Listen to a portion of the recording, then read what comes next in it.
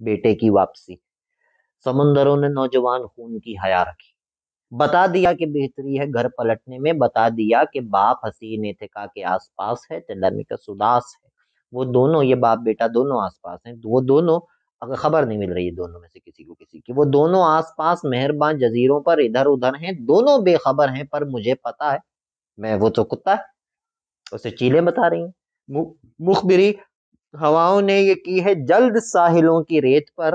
پلٹ کے آئیں گے، وہ دونوں آئیں گے تو پیٹھ تھپ تھپ آئیں گے خود اپنے ارغوان کی۔ میں ارغوان 20 سال بعد جس میں جان ہی نہیں، اب آرگس کے پاس وقت ہی نہیں۔ 20 سال اس کا انتظار کر کے جب پہلی جھلک بھی دیکھنے کی نوبت آتی ہے، وہ کتے کی آخری سانسیں ہوتی ہیں، اور وہ اس پہ بھونک بھی نہیں پاتا ہے، اس پہ بھونکنا چاہ رہا ہوتا ہے، دم ہلانا چاہ رہا ہوتا ہے، لیکن یولیسیس بھیس بدل کے آتا ہے ان مہمانوں کی وجہ سے تاکہ وہ اسے پہچان نہ جائے۔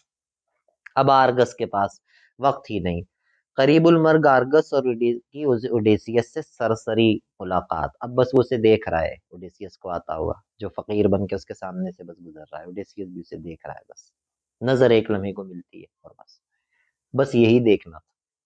بس یہی دیکھنا تھا، ان آنکھوں کو بس اتنا ہی دیکھنا تھا۔ زباں میں سکت ہے، نہ پنجوں میں جنبش، نہ قابو میں سر، مگر ادھر جن کی خدمت میں آنکھیں کھلی تھیں وہ مالک یہی ہیں۔ قیامت نہیں ہے، مجھے دم ہلانے پہ قدرت نہیں ہے، مگر بادشاہ